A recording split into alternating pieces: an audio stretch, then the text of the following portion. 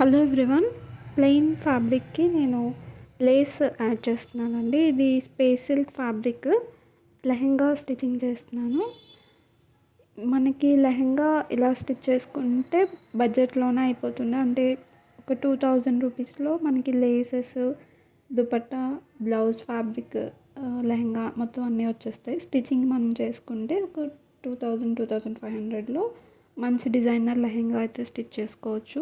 ఈ బోర్డర్ నేను మీషోలో ఆర్డర్ చేశాను. కావాలంటే కమ్యూనిటీ పోస్ట్లో లింక్ షేర్ చేస్తాను ఇఫ్ అవైలబుల్. ఈ లేస్ 4.5 మీటర్స్ వస్తుందండి. మీరు శారీకి డిజైన్ చేసుకోవాలంటే 2 క్వాంటిటీ తీసుకోండి సేమ్ లేస్.